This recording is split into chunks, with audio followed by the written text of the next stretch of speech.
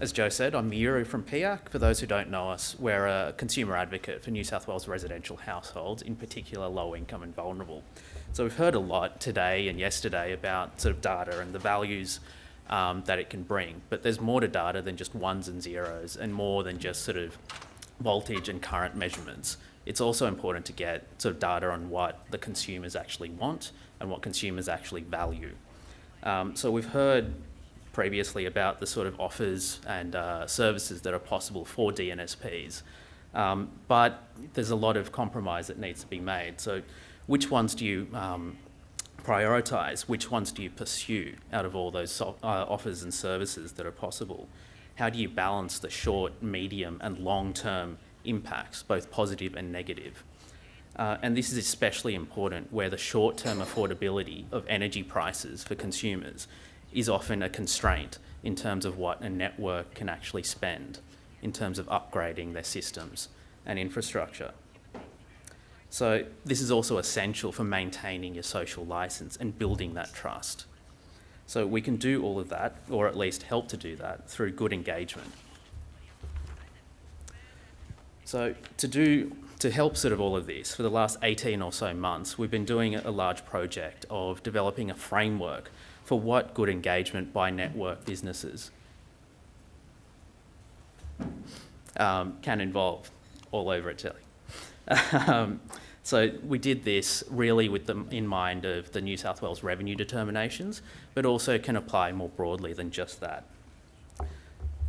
So this was involved to sort of evaluate the engagement, not just of consumers directly, but also of consumer advocates like PIAC and many others in the room. It also improves our sort of, or provides feedback to network businesses to assist in their continuous improvement. It also sees how, we want to see how this translates into the network businesses' business decisions, as well as the regulatory proposals that they put forward and work towards. It also helps advocates to try and get more bang for their buck when they go through all the revenue processes or regulatory processes.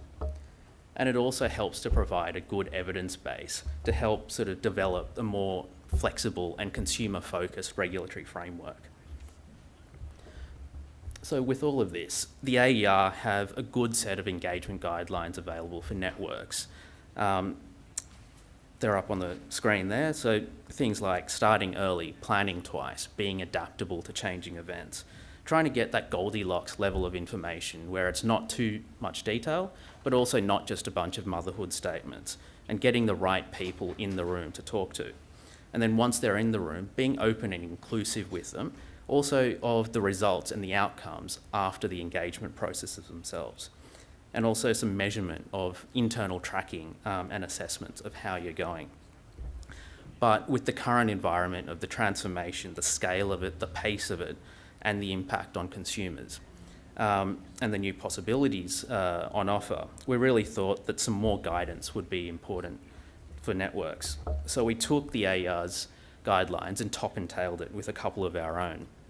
So the first one is a culture of engagement, which needs to be top-down and organisational practice, built into organisational practice, with a willingness to compromise off the back of the engagement itself, which leads to also the approach to the actual engagement. It needs to be part of a coherent strategy to listen and then act on that. And then at the end, it needs to be more than just measuring assessments. We also want to see results for consumers. We are a consumer advocate after all. So what isn't good engagement? It is not a quick or one-off process. It is not just survey or research. It's not just polling whether consumers prefer A or B. This can be a useful part of an engagement strategy, but it's not an engagement strategy on its own. It is not one way. It's not about convincing people about a decision you've already made.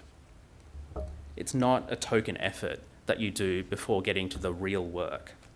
And it's not a cookie cutter approach. It is, however, ongoing. It needs to have multiple touch points with consumers and circling back to make sure that what that you've actually heard their concerns and priorities correctly, and how you propose to respond to them actually do address the concerns that they've raised in the first place. It needs to be a detailed conversations, or a series of detailed conversations rather. Not necessarily in the weeds of exactly what sort of protection settings we should be using or how to estimate market risk premium, but also not the motherhood statements that we talked about earlier. And don't underestimate the level of detail or the willingness to learn that consumers or consumer advocates have, especially when the topics that you're talking about and the issues that you're talking about are actually framed properly and in a way that kind of needs some education to be provided to consumers, but really also framed in terms of tangible impacts on consumers that they can relate to and provide insight on. It needs to be deliberative with give and take and two-way conversation, and necessarily some degree of compromise is involved. It needs to be strategy-driven, not process-driven. It needs to be an integral part of a broader strategy and working to a clear purpose, not tacked on at the end as an afterthought. And it also needs to be tailored to the audience, to the topic and the context. And this includes also the mode of engagement as well as the language that it's conducted in. So what we've seen so far, really focusing on New South Wales because we are a New South Wales advocate, we've seen massive improvements, and we look forward to more to come in terms of their engagement of consumers and advocates like ourselves. For instance, Essential Energy have travelled the length and breadth of New South Wales and touched base with multiple consumers multiple times in building up their revenue proposal. Gemina recently have been holding languages or workshops in language. In particular, I'll be observing one in a couple of weeks, which will be in Arabic. And by holding it in language like that, it unlocks the voice of so many consumers who would otherwise be missed out.